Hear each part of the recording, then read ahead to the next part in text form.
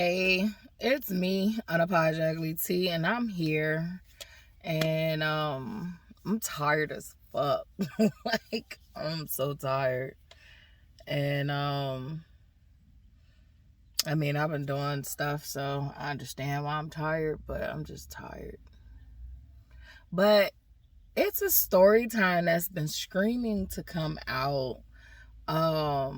I started doing it when I first started doing the videos. Like, I don't think I ever posted the part 2. I recorded the part 2, but never posted it. And so the story, it's my birthing story. Like, so my pregnancy and my birthing story. And I feel like when I was telling the story, I told it from a place of strength, a place of toxic strength. And you know, like, sometimes when I'm telling these stories and I tell what I'm going through, I'm actually not sorry it came out like that, but because I think it's good that I get to have this conversation now. Like, I get to bring awareness. I'm a little rough with my dog. She be alright. She's a soldier. Like her mama. Like, she might seem dainty and fragile, but we don't break over here. Yeah. Anyway, so literally, see that toxic stuff. I gotta make sure you need you a bath and a haircut. You do. Yeah, gotta cut your hair. I'm gonna let Charlotte do it. Anywho, so literally when I was telling the story, it was coming from a place of like toxic strength. I think that I'm calling toxic strength when because like we use these terms and some people get butthurt about certain shit, like, well, where did that originate from? And like, it's like, I already know where a lot of these terms originate from. They originate from white men. And but toxic strength is a thing. It's just like toxic masculinity is a thing. It might not be the thing that the white people wanted us to know it as, but you literally can be a toxic fucking person operating out of a toxic and warped view of what masculinity is. The same for toxic femininity. That exists as well, but we don't call it as it is. You can literally operate out of a toxic energy field, and if you just want to take masculine and feminine out of it and just be like, we're unhealed individuals operating out of toxic energy, period, you can do that too. But it's all wordplay and it's all like whatever your trauma is behind the word. But yeah, definitely white men made up a lot of these terms. I'm not, you know, delusional to that fact, but what I do want to bring attention to is that there is toxic shit in both masculine energy and feminine energy, and it's because our worldview has been warped of what it means to be masculine and feminine. Literally, it has been warped. Like, some people would think that, like, oh, once I heal my toxic me as an individual, once I heal my toxic energy, like, I would be more feminine, societal, like that gender norm feminine. That's gender norms. That has nothing to do with like your feminine energy and masculine energy. That's gender norms. It's a difference. So literally, I'm still gonna present as this rough, tough bitch because that's who the fuck I am. Like, that's who I am. And I'm also so very fucking kind and soft and loving and nurturing. And so gender wise, like, I like to cut the grass. Gender wise, I like to go fishing. Gender wise, I like to do shit like put stuff together. Like, if you give me a bookshelf, I'm gonna put the bookshelf together. I'm not gonna wait for my male partner to put it together for me. Like, it's just stuff that I like to personally do. I prefer not to cook all the time. I prefer not to clean up behind everyone else all the time. Like, it's just my preference. And so I don't meet societal gender norms. However, I don't like working on cars. I don't like that shit. Like, find somebody else to do it. So I have different things that I'm gonna gravitate towards, period. Like, I'd rather be outside up in a tree sometimes, even though I've lost the ability. I can gain it back though. But I love to be outside in the nature. I love to get dirty. I'm dirty. But I also like to get clean. So like, it's just like gender norms. Like, as a child, I always had to fight those goddamn gender norms. Like, oh, you got on a dress. Well, can you give me some shorts? Like, because I didn't even ask for this dress. So like, literally, we mistake gender norms that society has created for masculine and feminine energy. That's what's wrong with that part. So we don't even know what masculine and feminine energy is. We're not even taught it properly. We don't think that we look at feminine energy, which is associated with darkness, as all toxic, period. Like, we demonize black, we demonize dark. We love to say, oh, you have to live in your love and your light. And literally, Sassy, sit down, or you want to go in the house? I'm going to come back because I'm on a tangent anyway. So I'm going to come back and I'm going to get back to this birthing story because that's what my mind was on anyway. And we're not going to give light to all that. What I did want to talk about was that I kind of had this toxic strength when I was telling the story. I didn't really reveal to you deeply how this story has affected me and how this story had gave me so much motherfucking strength. Even though it was toxic strength, baby, that strength got me through getting 3 degrees in college. Like, my birthing story, it carried me a long way through as far as mindset, mentality, energy wise. Like, literally, that experience helped me harvest lots of energy and always reminded me of how I could do this, no matter what. Like, if I could get through that, I could conquer the fucking world. And so, literally, I do want to retell my story, and I'm gonna be right back. I'm gonna take my little kid in the house that never grows up in the house and put her with her sister. And so I'll be back. All right, so I'm back, and I'm just going to get into my birthing story. I'm going to redo it. I can talk about this just like I talk about all other things over and over again because it's the truth. Literally, so I don't... Whatever's posted is still valid. It's just valid through a different lens. So...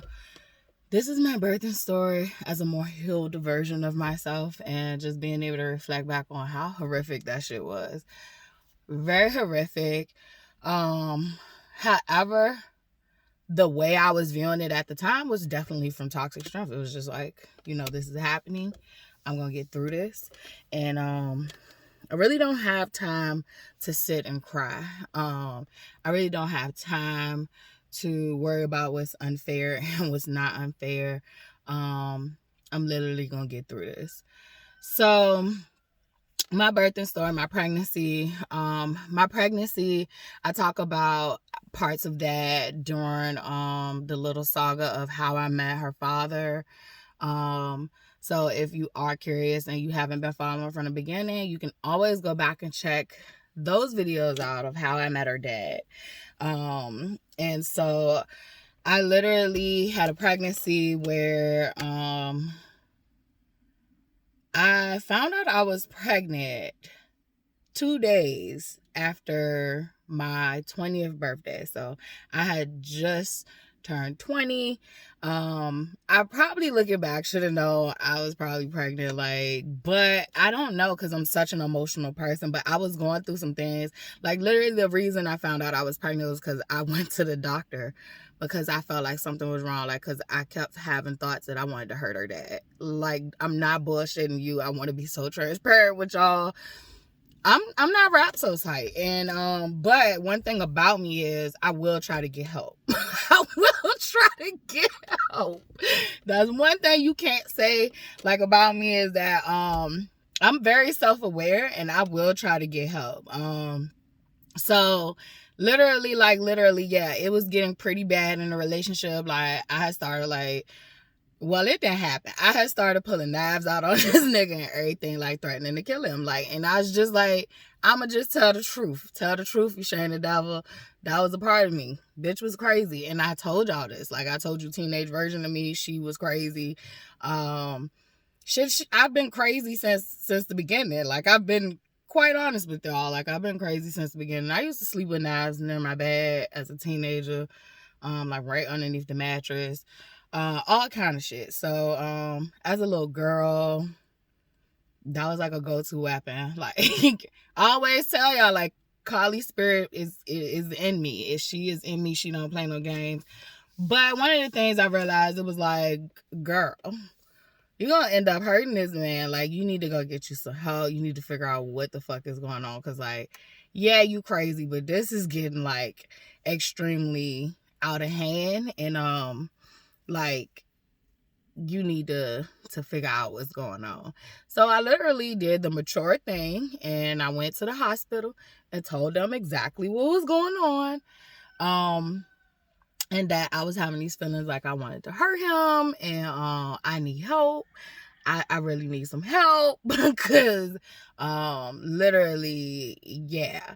So what ended up happening was they did some blood work. They did the pregnancy test, like, because I checked into the emergency room. So they did like some little, regular emergency room testing and stuff. And so, like, I'm waiting. He at the hospital with me, like, crazy. Just both of us crazy. And so I'm waiting, and, like, literally come to find out that, like, I'm pregnant. So my immediate response to find out I'm pregnant, like, I'm in college. Like, I probably was, like, in my second year of college. I'm already going through wanting to drop out of college. Like, it was just so transparent to me, like, this shit was bullshit. And I'm not saying that college is bullshit. I do think college is for those who want to advance their academics, but I do also think that we spend so much time in college advancing our academics that we don't have hands-on, interactions with what we actually want to do. But I don't regret college. I do think college should exist, but I think we should look at all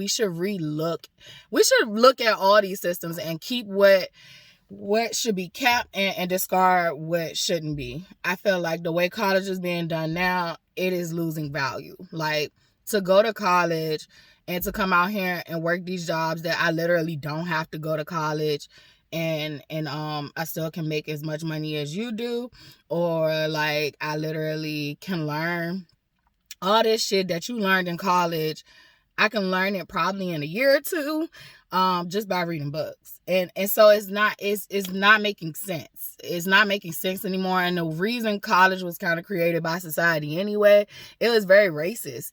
It was very racist in nature, far as higher education. All the education systems were created very racist in nature.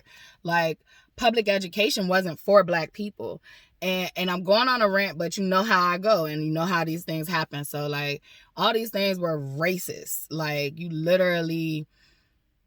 weren't included into these certain situations. And literally, I feel like these systems that was created out of racism and out of trying to keep people out is literally crumbling because they no longer hold the value and the weight that they used to, because they just don't anymore. And now that we realize that, can we do it properly? Can we do it with meaning and with value for all? And so, just saying that, like, I was one of those people that, like, I see why a lot of smart people drop out of college. I just saw it. Like, this with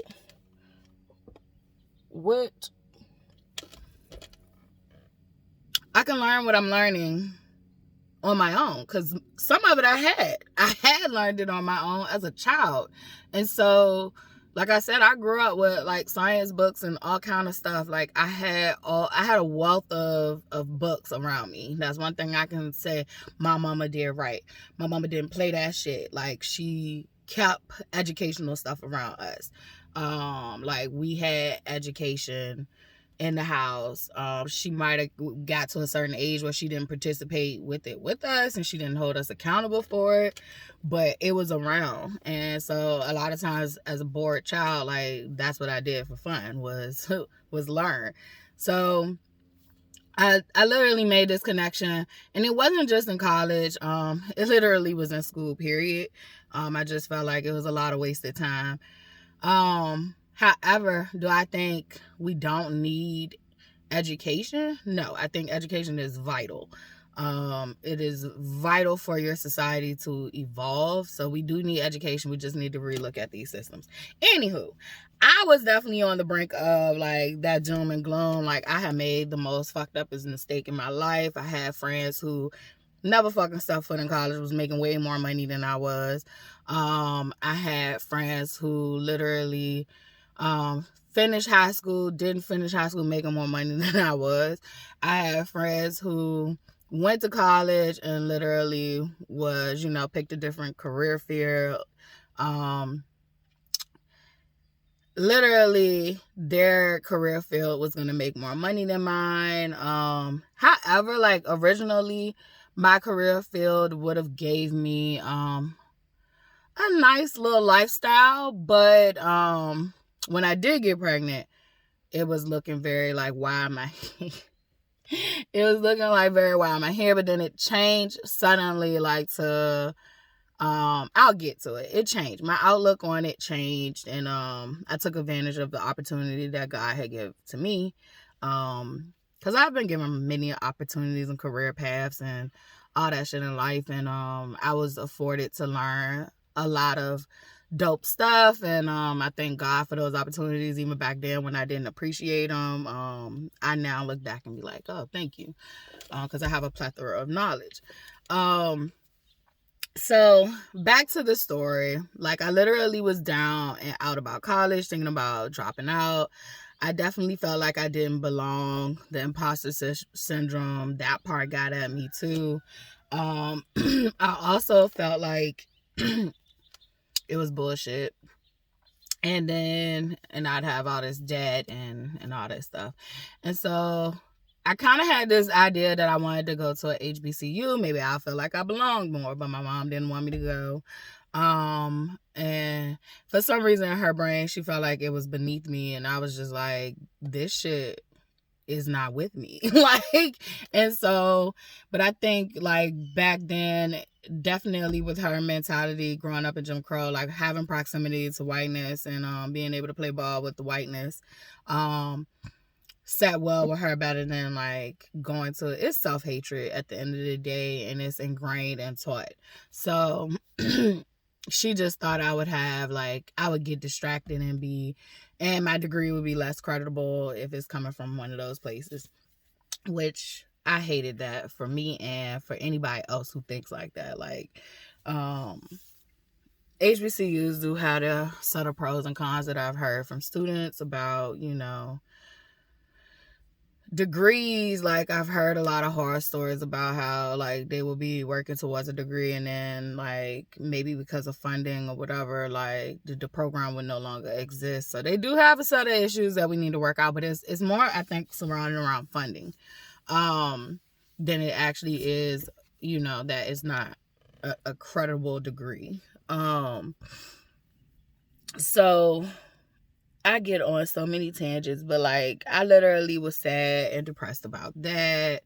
I even thought about just dropping out and returning back to community college. I did do dual enrollment when I was in high school because I didn't have classes. Like, that was the way they would combat me.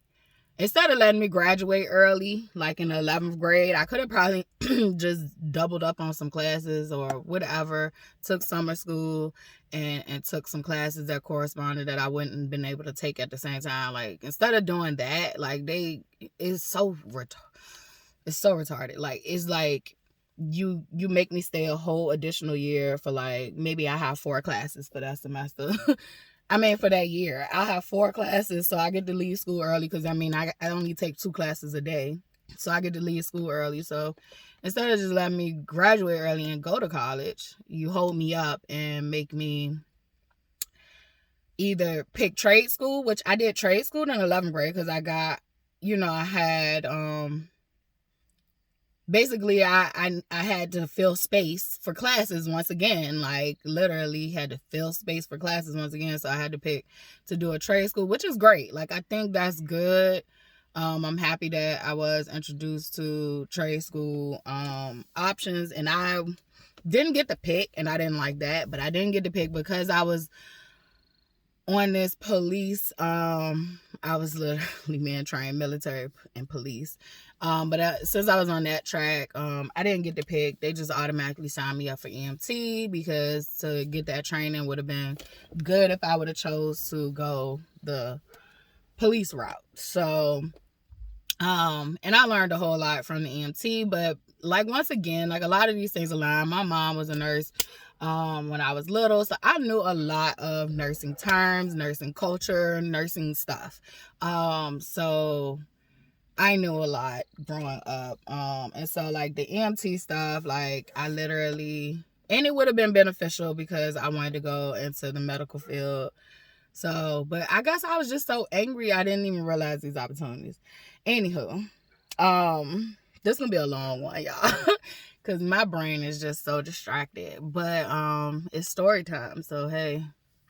So literally, I was thinking about, I had took dual enrollment at my local community college. I was thinking about literally dropping out of the university, going back to community college, slower pace. I'm still getting a great education because, contrary to what people think, the education, they think that is not credible when you really have some great fucking professors on that level. So they're literally the same professors you would receive at the university. They just pay them probably less.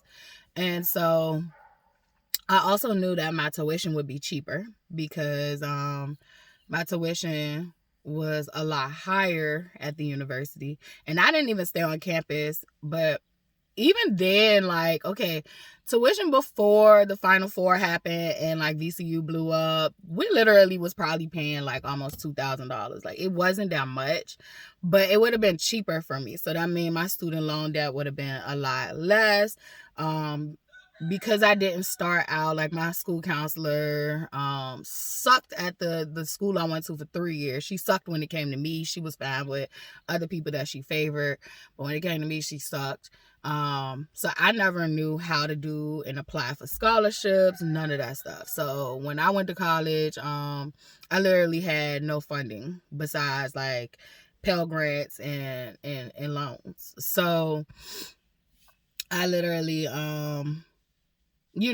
was thinking about like this debt I'm incurring, and like I could literally go to a 2-year, and then if I really do find that I like college, I could transfer it to a 4-year.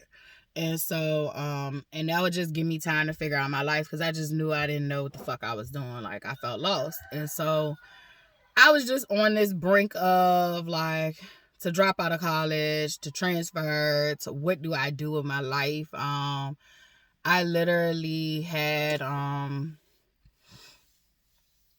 have been trying to get back really focused into college because I had lost a close friend, and she had died in a car accident by a drunk driver.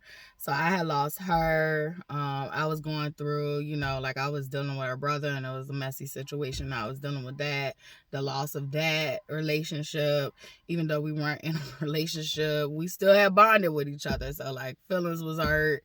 All this shit had happened, and I literally, was grieving all of this stuff at the same time. And it was probably how I met her daddy. I was like really off-centered because I had to be off-centered. I don't like to play like the blame game. Yes, I picked that nigga, and I hate having to say it, but the truth of the matter is I said I was gonna be with that nigga. I was just telling my best friend like the other day, like, I never loved him like in this super deep romantic way. I think it was more of like attachment to, I felt like something that, needed fixing, and I felt sorry for him. Like, and our bond developed that way. But I feel like he was never my type. He was never, and I'm not saying like he's physically flawed or anything like that. He just was never my type.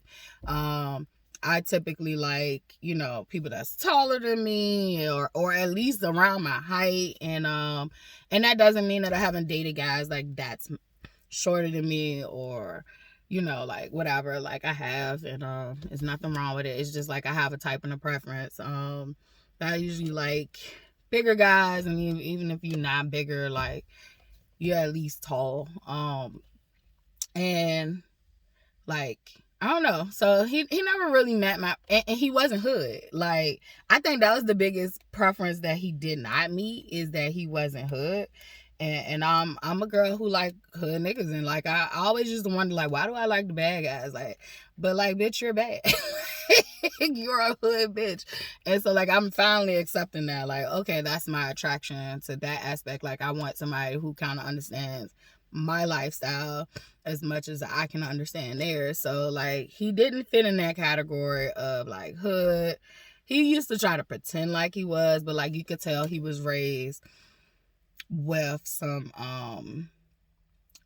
he was raised with a lot of like, he wasn't raised off survival. He was raised off love.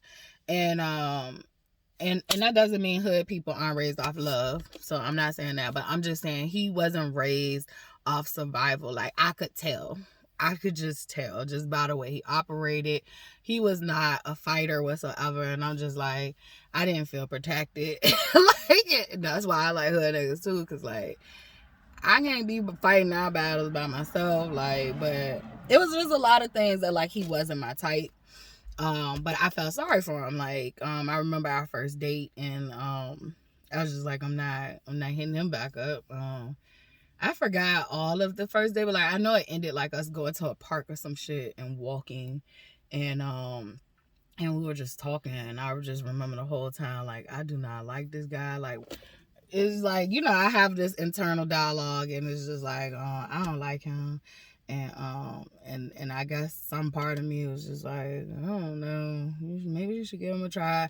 I think it definitely clicked with during that date while we were walking in the park. He told me like he was adopted, so it was like this trauma bonding, and I think that's where it was just like, oh, well, you do have you do have some like relatability, like you have some problems, even though I wasn't adopted. Like he knows trauma, and so it was just like, oh, okay, well, let's see what you got going on. And I ain't dating like that no more. Like, the fuck, I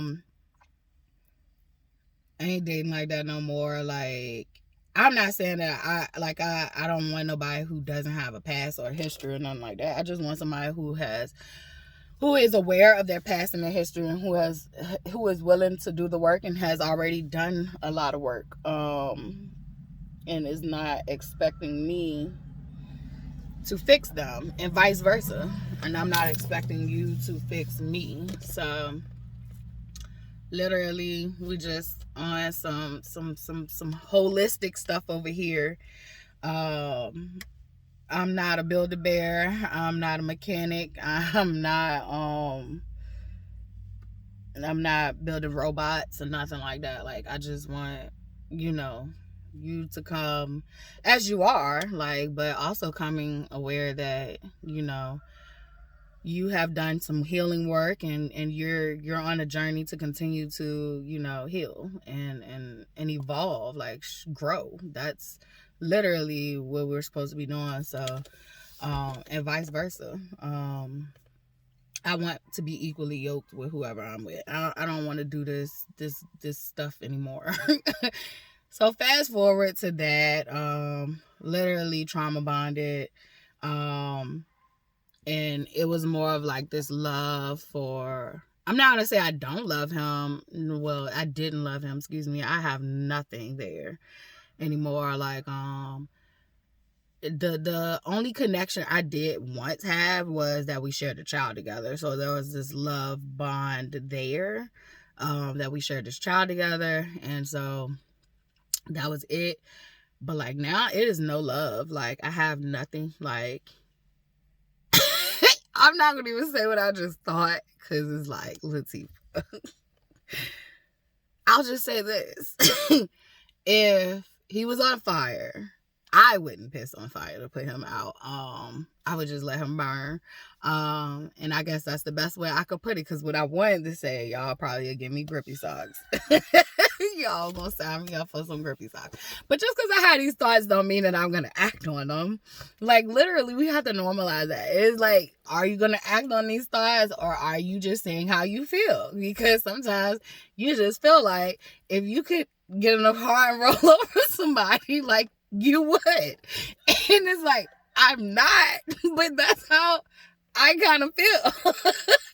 But who wouldn't feel that way if you left them to raise a child for 14 years by themselves when they asked you to literally fucking sign a piece of paper to say that you wouldn't bother the shit out of us ever again? Like, literally, sign over your fucking rights. That's all I asked for from the beginning.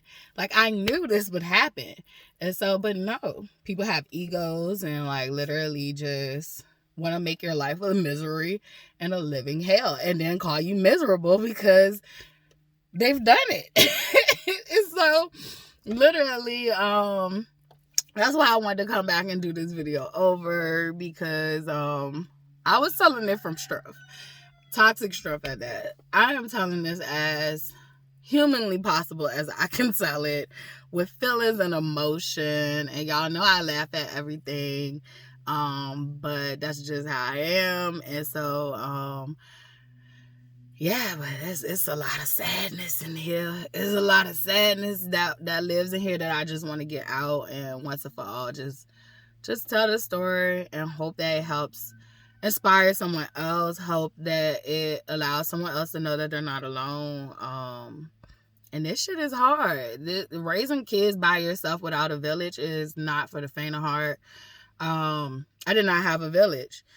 And maybe I did have a village. I didn't know how to utilize a village. I don't know. Like, I don't really know. Like, I just don't know how to utilize villages. And, but I also have trust issues with villages that pretend to love you and care for you. So, like, it's just trust the demons that you know. Like, that's basically, you know, where I was left with. But let me get back on topic. So, like, yeah, when I met him, I probably was in, like, a vulnerable state, and a transition myself, and probably didn't want to be alone. I look back on it, and I definitely had decent men in my life. I definitely would have, like, decent men come in my life and try to be there for me, but I knew that I was toxic and I didn't want to be toxic to them. So, like, literally, I would try to dead that shit. Like, I literally tried to dead that shit because, like, I knew I was toxic. I knew I was fucked up. So I didn't want to. I'd rather have been the one who took it than the one who gave it. So literally, I just didn't want that on me. Oh my God, I'm sweating. So now I'm trying to get into the thick of it. So we're gonna fast forward. So I found out I was pregnant. I'm literally crying. Like, I am bawling. I am feeling all kind of sadness. I am anxious. Like, who the fuck decided to make me a mom? Even though I was carrying this guilt from I had an abortion at 16. I was carrying this guilt about, you know, will God allow me to have kids again because I did that. And it was just a lot of grief and mourning from that I actually did want to have another child. I really did. I did want to have another child. I used to think about me and him having a kid together, but I always would think about, like, how immature he was too. I'm just like, well, I'm gonna be taking care of the baby and him. Like, so I used to just think about that. But I will say, like, hindsight, I did want a baby, whether it was something that I was aware of consciously or not. I wanted a baby. I was on birth control though, so there you go. I was on birth control. I didn't play them games. I used to take them pills, but one night, no, I literally had an alarm in the phone, like, cause I was on Depo, Like, so from 16 to probably like 18, I was on Depo. Got off Depo because it just like blew me the fuck up. I guess whatever was in the shot that make you crave sweets or food or whatever, like, got the best of me because I blew the fuck up. And a lot of people do. So, I had to get off of that because I didn't like the way it changed my body. Yeah, I had got the biggest I had got ever in my life. At that point, I got the biggest once I started taking them psych medicines. Like, but yeah, I got off the shot, started losing weight immediately, and got on birth control. I always used to feel like I was irresponsible for birth control, but it actually worked. I would put an alarm on my phone and I would take my pill every day at the same time. However, this particular time, like, I had missed the pill. It was around his birthday, which was like, I think his birthday is January 24th. So it was around his birthday. I had missed the pill before his birthday. So it was like probably like a week before his birthday. I don't know the exact details. I tell y'all all the time, like, these details, I know the core story, but sometimes these details get foggy. But I literally do remember missing the pill. I do remember, like, I said, fuck it, I'm doubling up. I know they tell you don't double up. And so I did that. I only missed one pill, y'all. I thought I'd be good, all that shit. And so literally I got pregnant like during the ending of our relationship. So like we were literally on the outskirts. I literally told you I was checking myself into the hospital because, so yeah, like I literally I had to pause it because there was some interruptions. I literally had to go to the hospital because I was having these feelings. Like, we were like this. Like, it was like this. Our relationship was physically abusive. I was sometimes the aggressor. Like, I would say most of the time I was the aggressor physically. But he was always doing abusive shit that, like, it was like the boy couldn't get right. The boy could not get right. Like, I had got him a job. That's like really when no, that's like, I mean, well, he got caught for it after. So I'll just tell this. This is gonna be a saga of events. So like, I'll just like get into it. So literally, you know, he just had been doing like fuck shit. Like, he was a type. I mean, we were really young. So like, if I was 20, he was 21. So, and that was another thing. Like, I never had dated like that close in my age. Like, far as like once I got grown, like most of the time when I would date, it would be like a 3 or 4 year age gap. Unless it was someone, you know, I knew from high school or something. And still sometimes like it would definitely be this age gap. A lot of times it was an age gap. Like, I rarely dated within my age group. I just never really felt like it clicked. And I was always told that boys mature faster than girls. So I always thought like if I would go up, it's bullshit. Like, bullshit. I just want to say bullshit. I think people are stupid no matter how old they are. Like, doesn't matter how old they are. It is about how much have they healed. How much have they realized, you know, they had to unlearn some things. So, and that's including women too. It's including women too. Women do mature faster than boys. That is something that we can actually investigate. They really do. But it still doesn't mean that she's not walking around unhealed. So I just think it speaks to like maybe sometimes being responsible. Outside of that, me picking someone who was like very close in age, I rarely did. Even if it was never really like, it was never really serious. Like I said, besides like when I dated like my high school boyfriend, when I was like in 9th grade. But yeah, like I always liked older guys, and I said that from the beginning too. So even though like now I'm just like, if you pick somebody on hill, it don't matter. Like, don't matter whether you age up or you if you age down. Like sometimes I think people who age like far down. Sometimes, I'm not saying all the time, like you can literally find a mature younger person than you, and it definitely depends on the age gap. I'm talking about like me being in my 30s and going and picking some 18-year-old baby. Like that's cringe to me. That is so cringe to me. That's cringe to me. I don't see how men do it. I don't see how women do it. Like there's cougars out there. I don't see how they do it. I can't date a baby. I can't date a baby. But I feel like if there's some like age gap and the nigga is 50 and the lady is 40, like that's a 10-year age gap. But like it doesn't disturb me like I'm 35 and I picked an 18-year-old. Like it doesn't disturb me like that. It's yeah. Yeah, that disturbs me. Whether you male or female, that's some weird shit. 50 or 20, that's some weird shit to me. It's given like dating your daughter or your son, and it's weird. But I'm gonna get off of that and go back to this. So literally missed the pill. Had some fun on his birthday.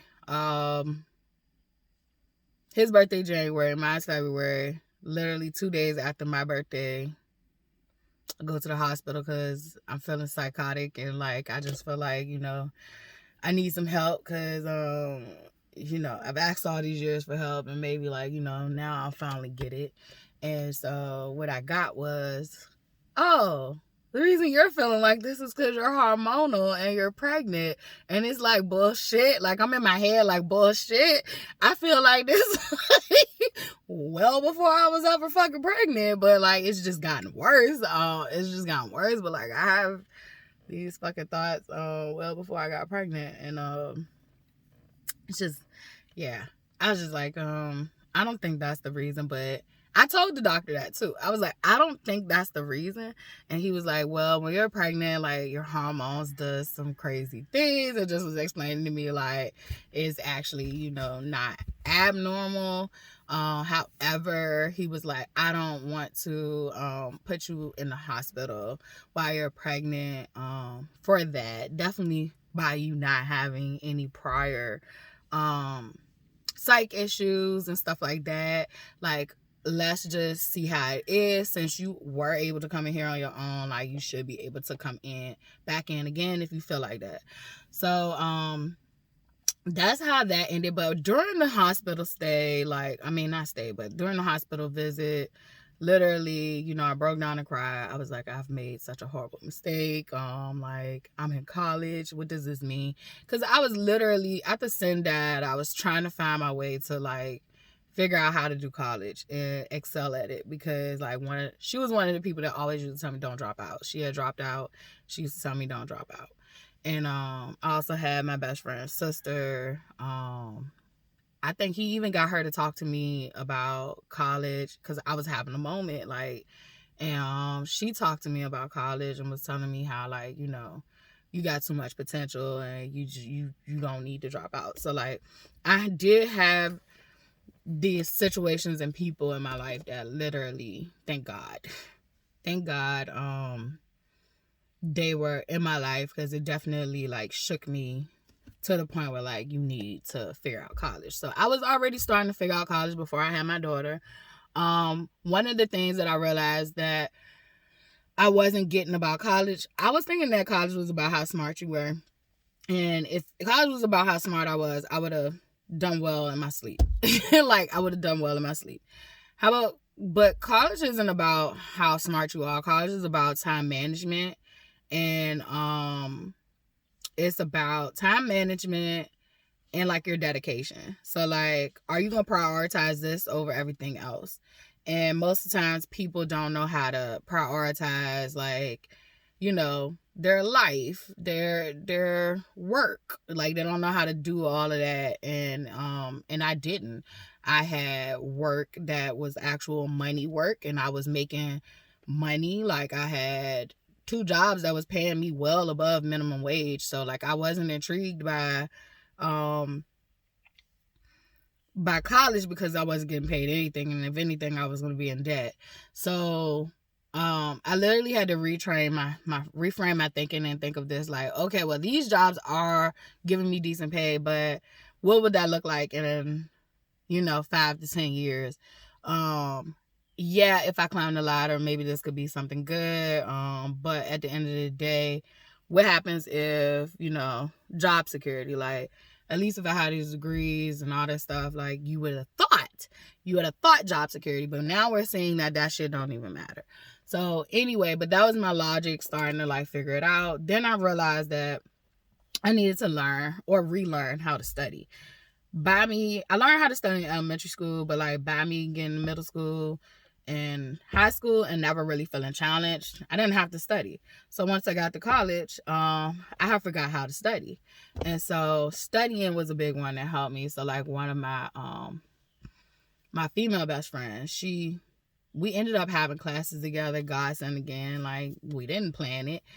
We literally ended up having classes together, and her ass taught me how to study again and how to like relate this shit to stuff I already knew. But then I also ended up being a tutor. So like, because I started taking advantage of tutoring, I started wanting to do like tutoring and supplemental instruction, and that shit is fire. Supplemental instruction is sometimes way better than tutoring because you actually have the student go sit in the classroom and take notes, and then have these group study sessions where you do implement different learning styles to teach them the material that the teacher already done taught them, but maybe the professor is going too fast because it's such a large classroom. Like, definitely stuff for like biology, like that's like probably like a 200 student classroom. Like you just got all these students, and like the professor is not focused on one student. The professor is teaching, and either you gonna catch these notes or you not. Either you gonna catch what she's saying or he's saying, or you're not. And so a lot of students get into these big ass environments and get lost. And so like my job was to help them basically master studying and knowing which information is important. Like, a lot of times when I was in the study halls, I was thinking like I had to get word for word what the fuck the professor was saying, and it's like, no, you need to get the jewels, the nuggets. So like learning how to identify which information is important, which is not. Half the times when it came down to like reading textbooks, I rarely had to read a textbook. Just for me listening to the professor during study hall, I didn't have to read a textbook chapter in full. I would take my notes, and I'm like, oh, this is what this is going to focus on during the test. A lot of you not, like, most of my shit never failed because I'm like, they're not saying this shit for no reason. Like, it's always, like, work smarter, not harder. So, like, when I would be given, like, books that actually, like, were books, like, to read, like that, I definitely would try to read those, too. But sometimes I would cheat in that area, too, and go find a study. Go Google like somebody who's mapped out each chapter and just read the summaries of the chapter. Some teachers you can do that with, some of them you cannot. So like you had to learn. I always had to learn it. Learning to look at the syllabus, what the teacher requires. So like all of it was strategy with college. It was never about being smart because like you would overload your fucking brain if you had all these classes and information and you tried to literally suck every fucking thing in. So it was like really college I got to be this like, can you pass the test mentality? I rarely had professors who literally wanted you to learn. But when I met those ones who really wanted you to like have that shit in you, like you gonna learn this in my class and it's gonna stick with you forever. Like when I would have those professors, that was godsend to me. Like that's the type of learning I like. I don't like it when like I had professors, it was rare. They'd just be like, I don't give a fuck what you make on this test. I care about what you gather from this class. And that's what we want. That's what we want. It's not about this fucking test, because literally a test, if a person has testing anxiety, they're gonna fail. They don't fucking second guess themselves out of the correct answer every time. It's about like, what have you actually learned? What have you actually learned? I really enjoy tests that like have short answers, long answers, instead of just multiple choice. Like multiple choice, I could luck up. I could use, that's another thing. Like when you take a test, there's test taking strategy. All this shit was strategy. Anywho, I'm off topic. But once I learned to master that, like I was getting better at college. I was on I think I went on academic warning, then to probation. And so like I had literally got to this point where I had started getting myself back in the clear. Like I wasn't gonna get kicked out of school or have to transfer any of that.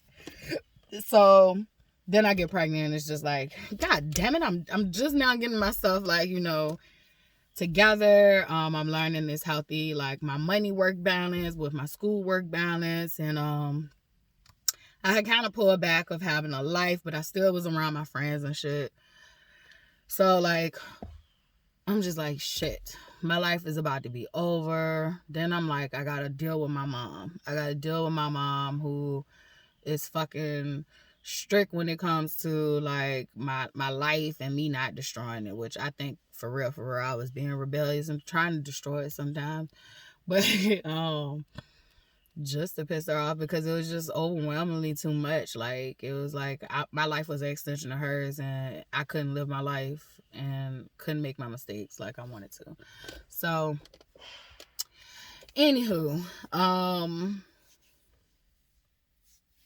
just thinking about, that's where I learned how to self-sabotage. It's not funny, it's sad. Anywho, so like I'm just in the hospital panic. I'm in the hospital feeling like I just got pregnant by this fool. Literally he don't even know what to do with himself talking about a child. I don't even know what to do with myself talking about a child. So like I literally just was having all these internal thoughts come through, and baby, I don't cry much. And so like I cried, I boo-hoo cried. I didn't care. I was in the hallway. Like I didn't even have a room because it's the emergency room. So like I didn't, you know how MCV is, like if I was on the outside, I was on the side of the wall, like just crying. I ain't even give a fuck. Like you just gonna see this bitch cry. Like and godsend, my teacher from 8th grade, which ended up being the principal at one of my old schools, not the school that she was my teacher at 8th grade, but one of my old schools before I transferred to 8th grade where she was my teacher. She ended up being the principal there. And I'll never forget her, Miss Abbott. She literally came in and talked to me. She was there with somebody in her family. I think it was her daughter at the time. And we had a heart-to-heart, and she was just like, you don't have to abort the baby. Because I was thinking like I would have to do that, like because I knew that would be what my mama was gonna say. My mama was gonna tell me to abort the baby. I knew that hands down. I knew hands down she was gonna tell me to abort the baby. This nigga adopted mom, like she was very Christian, like faith based. She even told me to get rid of the baby. I mean, they knew, but and that was just my thoughts before I even asked or told anyone. But I was just letting her know, like, I'm my mom and this, and she was like, ultimately you're grown now, it's your decision.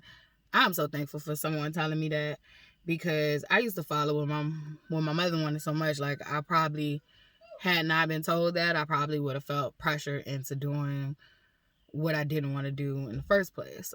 So we really did have like this super heart-to-heart, and she was just telling me how one of her daughter's friends just got pregnant and was at VCU, and she literally decided to keep her baby, and she's doing well. She did say she had the support of her family, but like, and she did tell me that, like, when you decide to keep it, like the people who didn't want you to keep it, they're going to end up coming around and helping you out. So if they really love you. So we had that little conversation. I'm doing, a summary of it because it is not verbatim. But to this day, I thank Miss Abbott. I thank God for blowing Miss Abbott in there that day. She was there for a whole other reason, but she was also there for me. So, and Charlotte. So Charlotte need to thank Miss Abbott. Also, during the process, and this nigga right here in my face the whole time, like, literally while I'm going through this, like, he asked me, like, why are you crying? And, I was like, because I'm about to have a baby by you. And I was mean. I'm sorry, y'all. Like, I was literally mean. Like, that's how the fuck I felt. Like, I'm about to have a baby by you.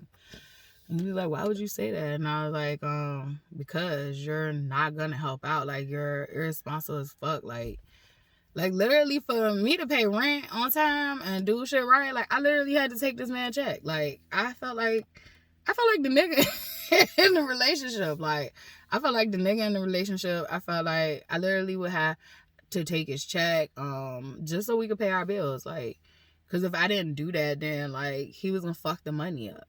And so I literally had to be the breadwinner. Not only I had to be the breadwinner, I had to make sure that you participate. Then I had to make sure that the budget was right. All that shit. Like, it was overwhelming. And I was in college too. Like, it was just overwhelming. And so, such a draining situation. I knew from that moment, like, we were not. It was done. It was done in my head. Like, it was done in my head. But I think when you have a child, like, it's still something in you that wants you to have, like, a whole family. And so, but I think overall, like, the picture had burned in my head of a family. So me and him had our conversation. So I had this conversation separately with Miss Abbott. Like, she asked him, could he, do something? Fuck off. She didn't say that. She was such a nice woman. But she's spicy too, though. But, like, she just nicely let him know, like, she wanted to talk to me separately. And so when she finished talking to me, he came back. We had our own conversation about what were my fears, and he was happy. And I was just like, that's weird. Like, why the fuck is he happy? Like, we're about to bring life into this world. Like, this is a huge fucking responsibility. I mean, like, I'm about to be responsible for someone else. You're about to be responsible for someone else. So I was just kind of confused. Like, his reaction was, like, really happy. And it's at our age, right?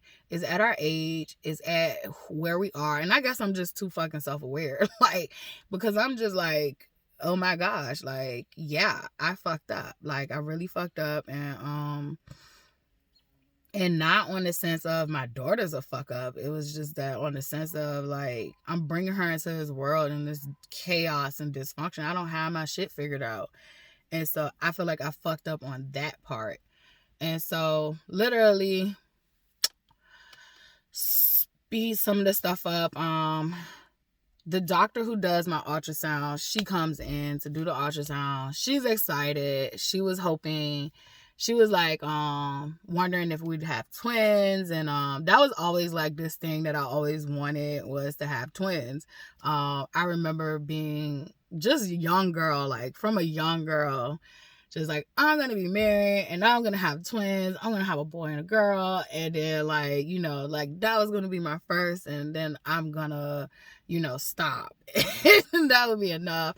Then I went from, like, really young girl to, I don't want to be married. These niggas is stupid. And, like, this is, like, 12-year-old me. Like, these niggas is trash. I remember telling my mom, like, these niggas is trash. That's why I told y'all in that video, like, I used to think niggas was trash too. And I used to think bitches was trash also. So I just thought the human race was just trash. Call me Lucifer, because I agree with that man. Like, looking at the human race, like, we're showing up very, very, very, very, very, very sparse. Is that the right word? I don't know. I'm a part of the human race too, so maybe I'm showing up very much the same way too. So, literally,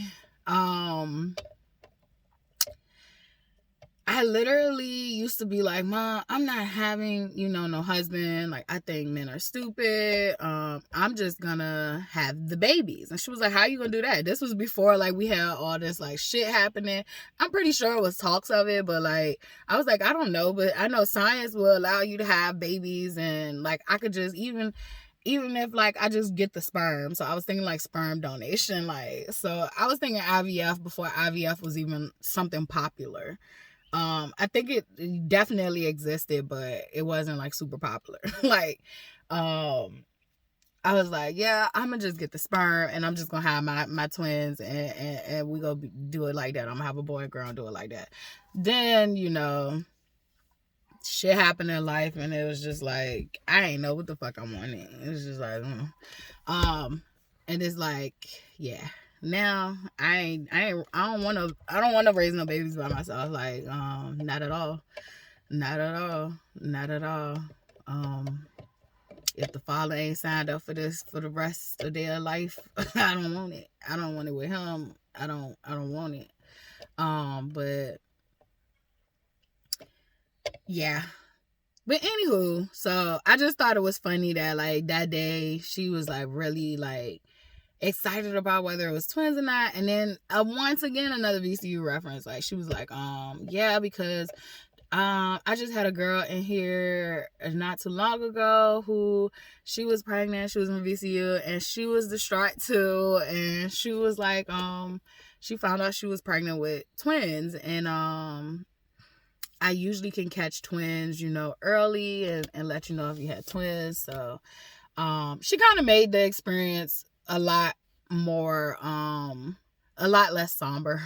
And so, like, kind of just hearing my daughter's heartbeat and all that definitely changed my perspective of this doom and gloom thing. And it still didn't change my perspective on him, but it changed my perspective on this doom and gloom thing. So literally, we leave there. I did not have twins, obviously. I had one singular child, and we left there. And I think, like, that day I had made my decision that I was gonna keep my daughter. I did not tell anyone I was pregnant right away. I probably told my mom I was pregnant probably about, like, 2 or 3 months pregnant. So with him though, he knew, and he told his mom. His mom told me, don't keep the baby. His adopted mom told me, don't keep the baby. And I understand why she felt that way. And but I decided to choose life, and I'm happy that I did. I just wish it wasn't with him, but I can't do that because then she wouldn't be who she is. Like, she is who she is because of partly he was a part of that those ingredients that made her who she is. And so him refusing to break his childhood trauma and try to do better literally, has gotten him in this situation. So from that moment, once I decided that I was gonna have my child, I made a mental like promise to myself that regardless of how he shows up, I was gonna show up as the best mom I possibly could show up as. I would not dictate my parenting on him, what I can do for my daughter based on what he can't do. And so I would not base my motherhood on how he shows up or whether he shows up at all. Like, so when I decided to have this baby, I mentally made a promise to myself that I would do this by myself regardless. My plan was, once I started to see even more signs that, like, he wasn't going to be a part, like, he never came to a doctor's appointment. Literally, while I was 3 months pregnant, I've told this story, I had started to kind of, like, slowly transition back to my mom's house. I literally would spend nights at her house because I was in school and I was working. So, like, I would literally come to her house and just go to sleep, basically. Like, I wouldn't go to our apartment where we lived together. I didn't really take my stuff out the apartment, But I kind of had it set up where, like, even when I moved out with him, I didn't take everything from my mom's house and move it to that house. I literally kind of just took my bed and like little stuff like the printer and like clothes and shoes. But I didn't take a whole bunch of stuff when we moved in together. And so we probably stayed living together for like a year. And like once I found out I was pregnant, and even before I found out I was pregnant, I was kind of like over it. I told y'all. So I literally started to kind of transition my way back into my mom's house, and I really would spend lots of nights there. I wouldn't dare, cheat on him, talk to other men or anything like that. But I mean, mostly because I had self-respect for me, and I just didn't want to mess with anybody else while I had another nigga seeing me. So I didn't even want to like date. I kind of was traumatized, to be honest with you, like literally traumatized. Like, I just keep fucking up. So should I even be making these decisions for myself right now? So, I literally, at 3 months transitioned out. One day I had this thought to go to the house. I'm gonna speed that up because I've already told this story. Check out how I met her dad. I kept getting this nudging feeling to go back to my apartment. Something kept telling me to go. I had class. Usually, I told you I had transitioned to the spot in my life where I took class seriously now. So it was like, you got class. And it was like, no, you need to go. And I think I needed to go because I was in this in between of like, I know me and him are over, but like I have his baby. Like, can a family work? Because I grew up in a broken family, so I didn't want that for my child. But literally that day showed me that maybe you need to go on about your business, ma'am. And so literally caught another lady in the house. Me and him get into this big ass explosive fight. Girl ended up being pregnant. I didn't know because she was kind of bigger. I wasn't really showing that I was pregnant, but he knew I was pregnant. And so me and him get into a fight. She dips out because I wanted to fight her, but he kind of got in between it, and I'm happy he did because she was pregnant. But I probably could have got off on that because like y'all in my house that I pay rent for. Even though the apartment was in his name, y'all in my house, I have the receipts that I pay rent for. This shit is getting paid because of Latifah. Like, I think that's grounds for snapping. And then we both were pregnant. So literally, I didn't know she was pregnant. I just saw a big girl at the house, and there's no disrespect. She's beautiful. She's a beautiful girl in her own right. Literally, she has his son, so that's like my daughter's brother. So it's no shade or disrespect to her. I did have ill will towards some of the shit that she thought was okay, but I feel like life came back to smack her ass in the face because she got a baby, and he left her to take care of that baby by herself. So even still, you'll see why I say this. We'll get into this. This is gonna be a long one. So, but I'm happy to get it out. And literally, that situation happened. I was beating the shit out of that man, but he ended up like choking me out, like to the point where like I couldn't breathe. I lost consciousness for a second, and after that shit happened, and I try to tell these stories in fairness. I think he had to do something to like snap me out of it because like the beast had came out, like the bitch had went gorilla ape shit on his ass. Like I couldn't stop me. If I wanted to stop me, I couldn't stop me. So I think he had to figure out how to save his own life, and because I had really snapped, and I'm carrying these hormones, and like so I'm already crazy without these extra hormones that's giving me these crazy strength. But yeah, he had to do something, which I wish he would have just left with the girl. Like that would have helped me even more than you choking me out while I'm pregnant with your child, because I'm pretty sure that imprinted on her. And literally my child was literally born with the cord around her neck. So it's symbolic to me. And she always had breathing problems throughout her, like, till she was probably like, I mean, she still have them now, but it was like very severe when she was little. So, I don't know. That's just the connection that I was making. That's not this 3D realm connections, but if you get it, you get it. But so yeah, that happened. Also, something that happened was when I went in there that day, you know, because I felt like I was going crazy. Come to find out, not only was I having a baby, I was given chlamydia. Like, so like that had happened. And so the goofy goober that I caught in the house, she literally, I was trying to tell her, like, you know, I would be careful with him. Like, that's after I think the situation happened.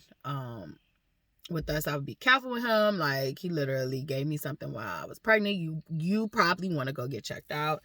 She made some stupid remark about, oh, well, she was having some complications, but she found out she was allergic to some toilet paper, some shaman toilet paper. And I was just like, what the fuck? Girl, we talking about STDs.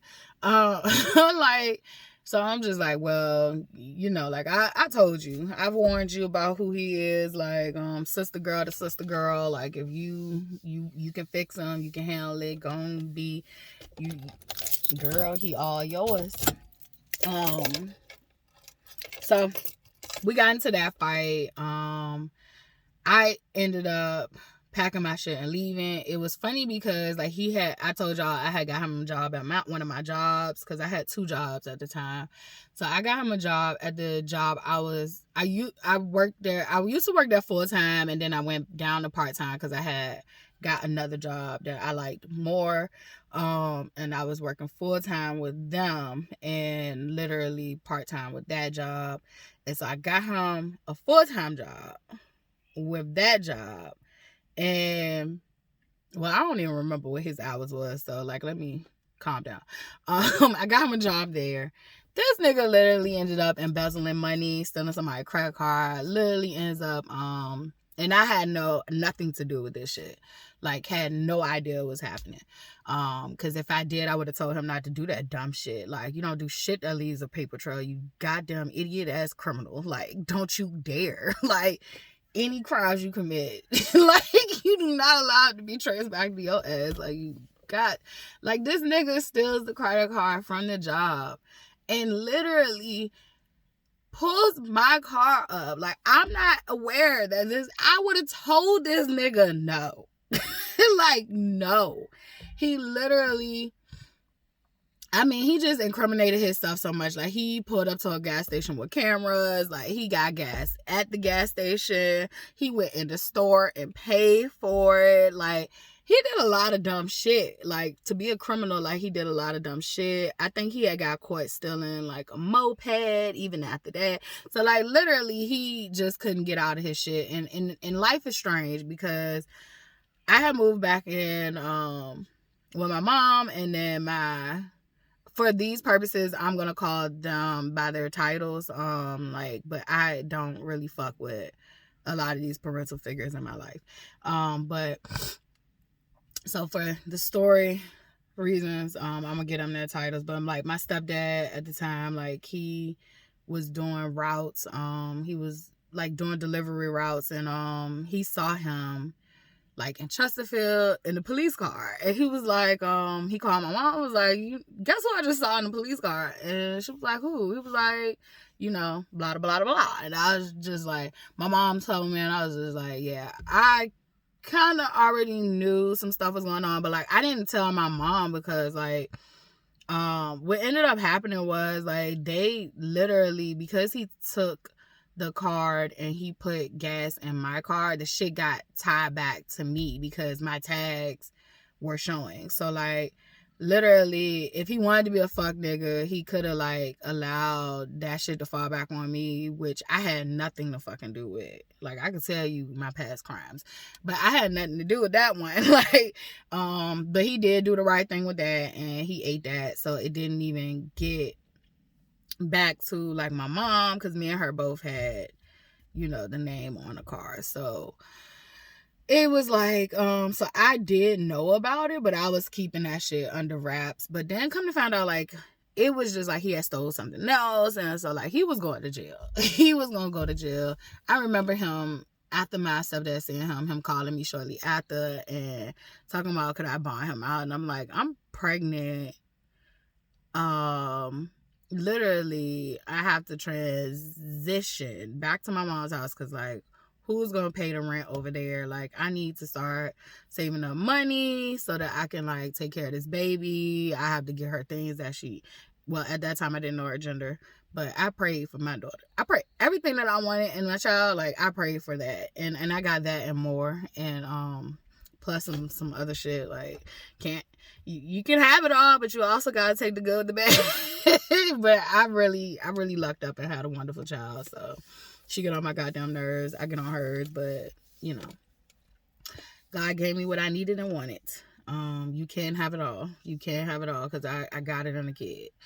And that don't mean that she don't get on my fucking nerves. She get on my fucking nerves, and I get on her fucking nerves. And I've been clear on this. Like, we get on each other's nerves. We ain't pretending over here. We ain't pretend parenting over here.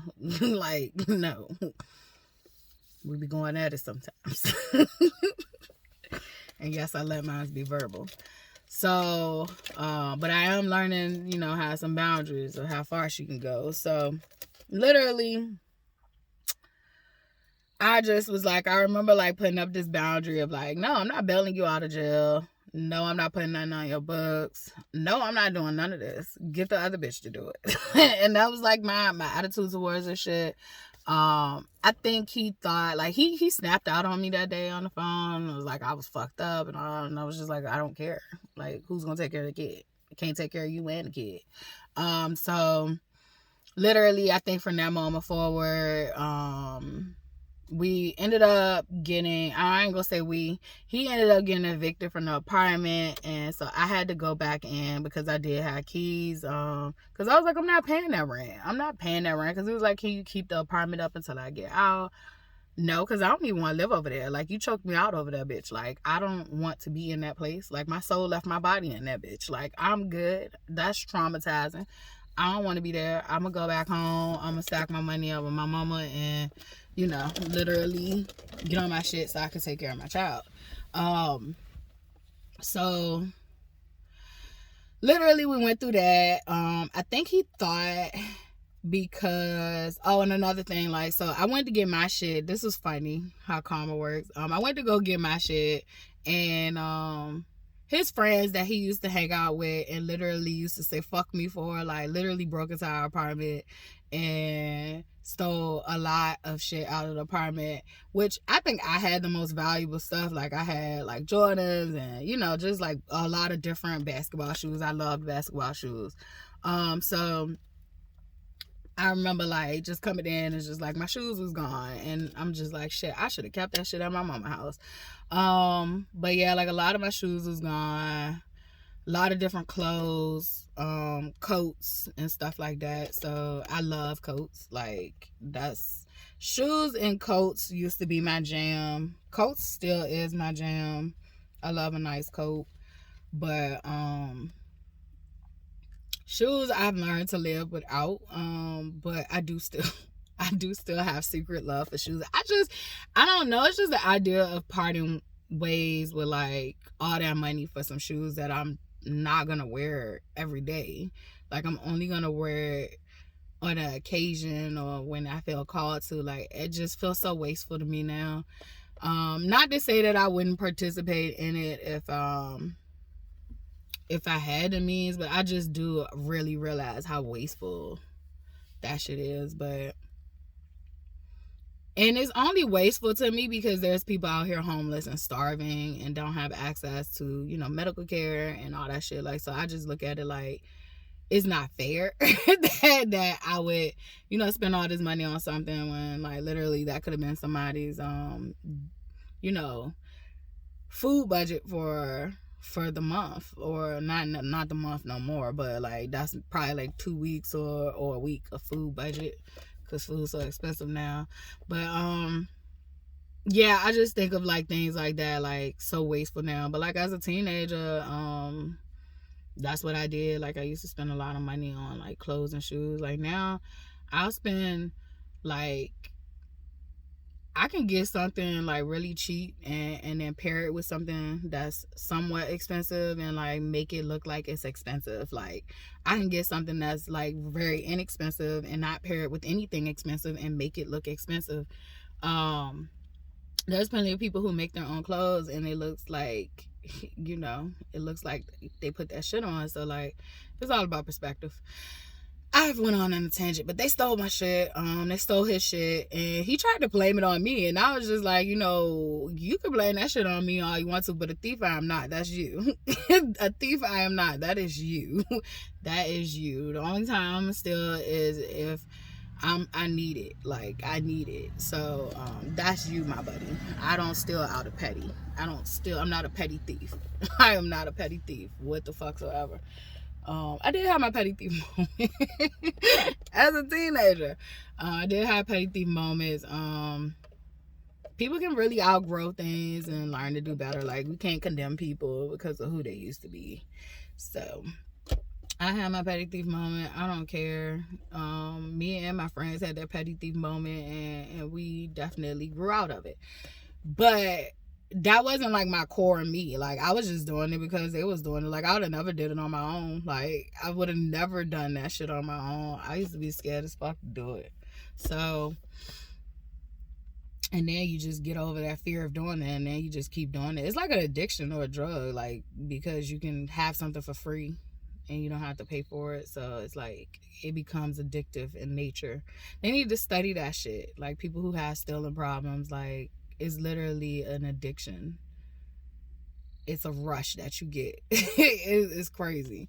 So literally, I'm like, I don't steal to be petty. Like I had outgrown that. And I was like, I probably did that for like a couple of months in my youth. And but it was never nothing that like stuck. Look, the grammar comes out, the country grammar comes out literally. I don't even know if that's country grammar, but I definitely will say that I talk probably like my ancestors used to talk. My mama hated it, so like I go back and forth. So we're at the point where like, yeah, I go back to get my stuff. They had stole his stuff. I refused to get his stuff that they did leave, over. I refused to get it. I was just like, that shit not my problem. I'm only grabbing what's mine and what I needed. And I left a lot of stuff behind. I just grabbed, got my bed, because I needed my bed back. And I got like whatever they had left over as far as clothes and stuff like that. So like, but they had stole like my printer, like stuff for my school, like school stuff, like, anything like you could sell, like a printer, you could sell it. I think I had my laptop, so I was safe on that. Kitchen appliances, like they stole a lot of shit. And so I was laughing though. I was like, but that's what you get. Like, cause these niggas knew you had got locked up. They knew you was a bitch ass nigga, so they came in our apartment and stole, like, because they knew you weren't gonna do shit about it. And so we literally fast forward to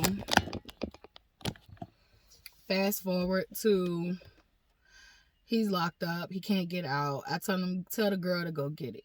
And then he was like, well, she said she could get my stuff, but she don't have the key. And so literally what I ended up doing, even though it was against my better judgment, I was just like, fuck it. I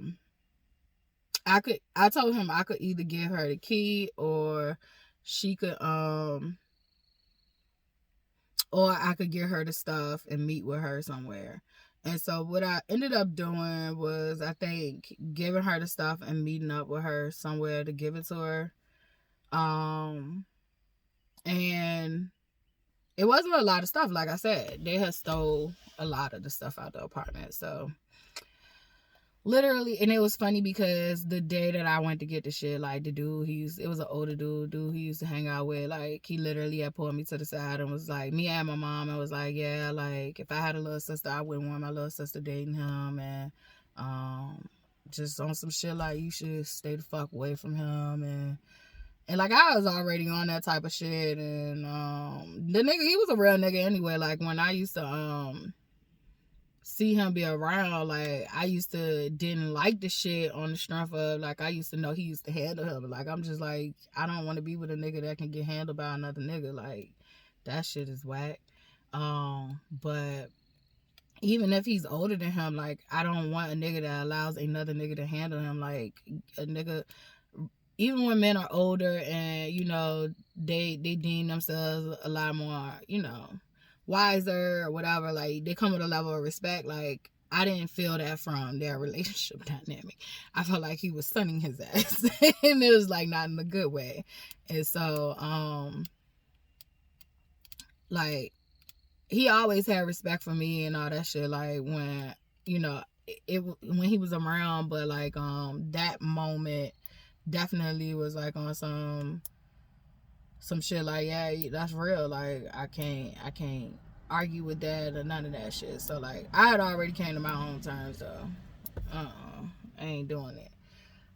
So get the other one to do it. So she ended up, like, I guess doing his whole bid with him, all that. He would send letters periodically or try to call, and like we would always get into it. So I kind of like stopped even interacting with him because it was just like he was upsetting me during my pregnancy, and like you missed out on doctor's appointments and all this shit, like, so you never even got to go to a doctor's appointment besides finding out I was pregnant.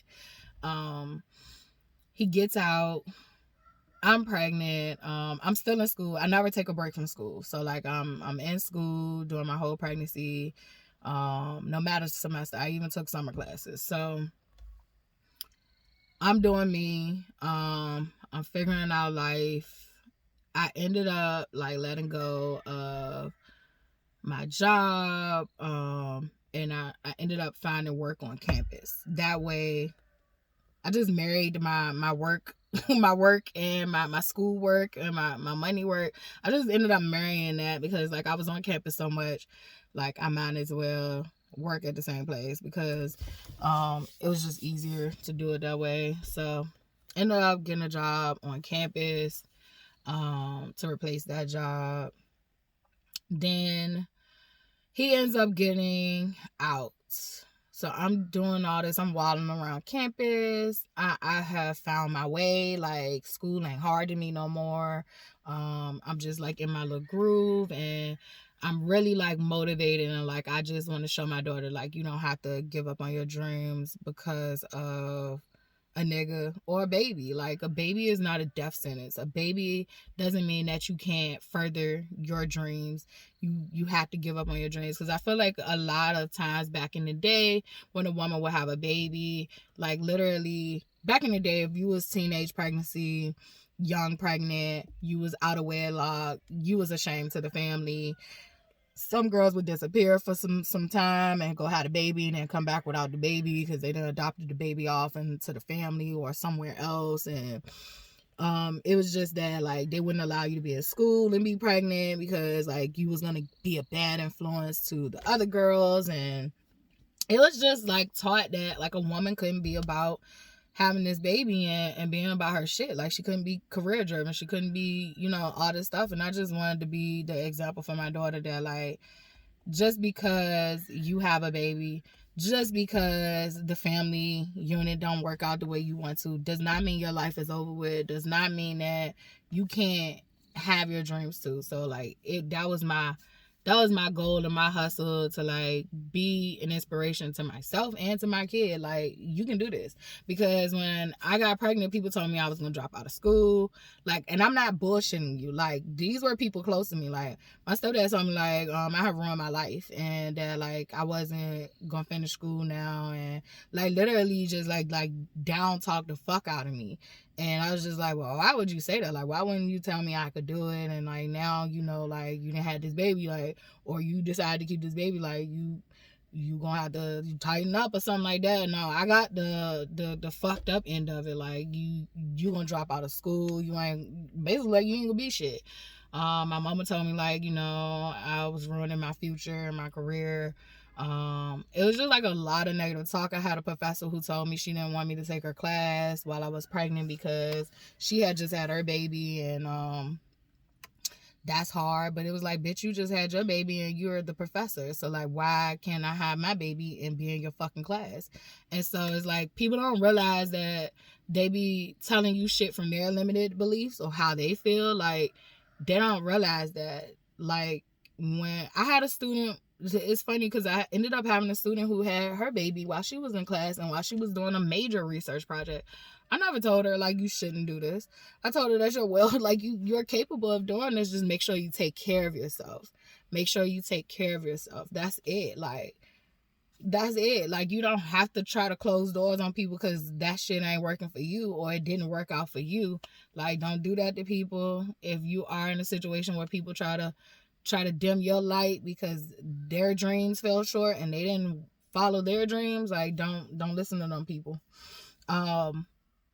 So I was rocking and rolling, just getting my groove and maneuvering. I'm pregnant while I'm around campus. I'm pretty sure, like, people who remember the pregnant girl walking around while on campus, little short haired pregnant girl.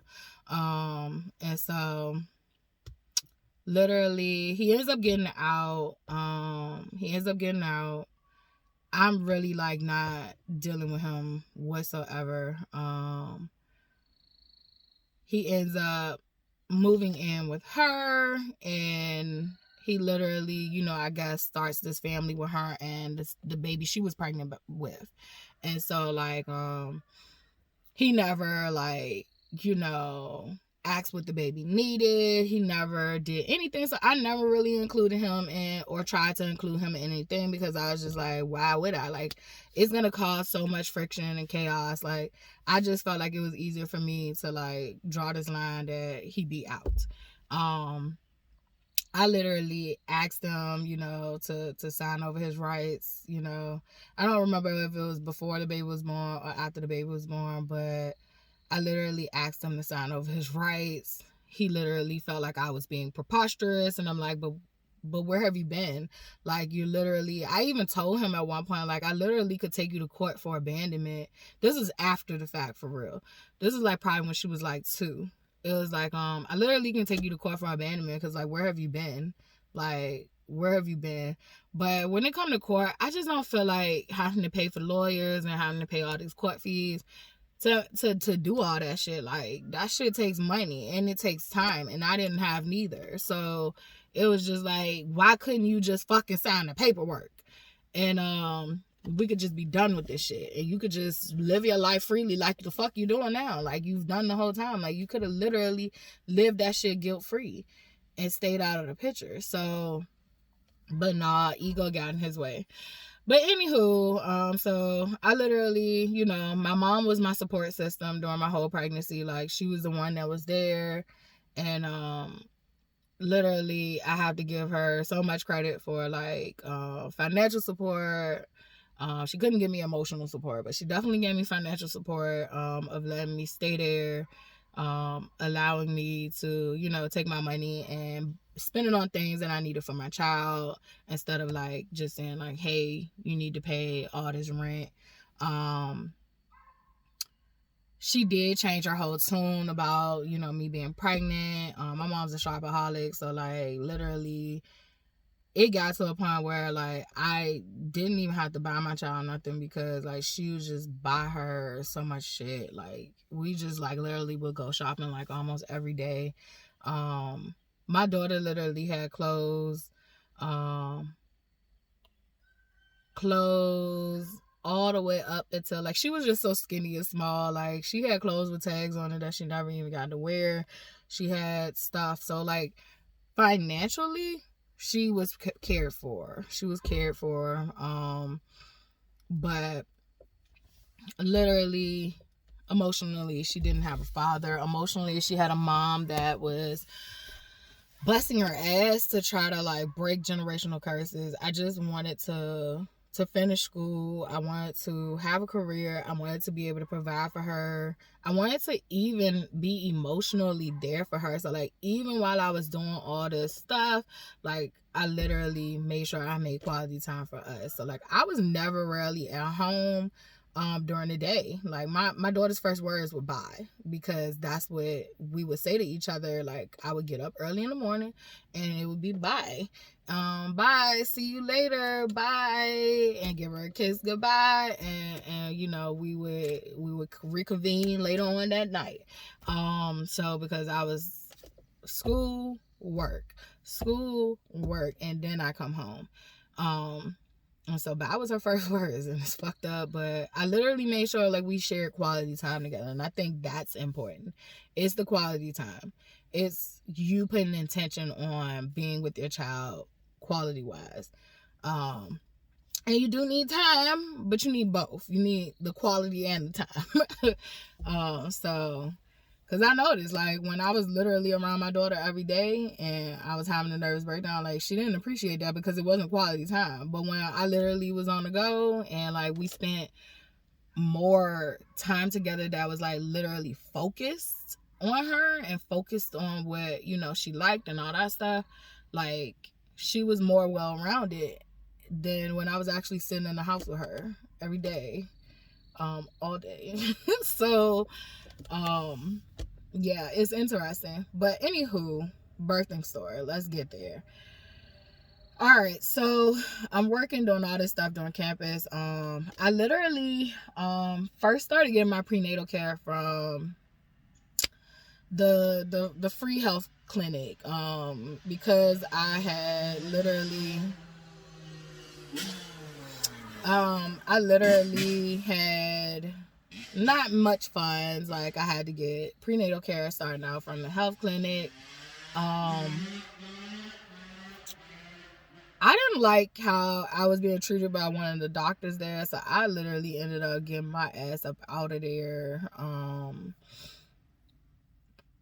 Because I didn't like it. I know one day she was trying to check my cervix, and literally I had just had I don't know if it was something, complications from the chlamydia or whatever, like, because if you have had STDs before, sometimes you can take the medicines to cure it out, but you have to make sure that it is actually cured. And I think maybe I had some like issues from that, which it wasn't from me like remessing with him or anything, because like he was locked up, so it was no way.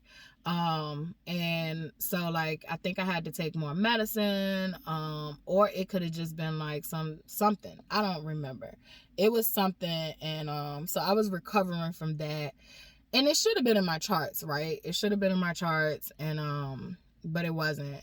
And no, I ain't gonna say it wasn't, but I guess she didn't look. And so one of the remarks she made to me that was like my final straw of going there was, she was checking my cervix and she was like, your cervix look beat up. And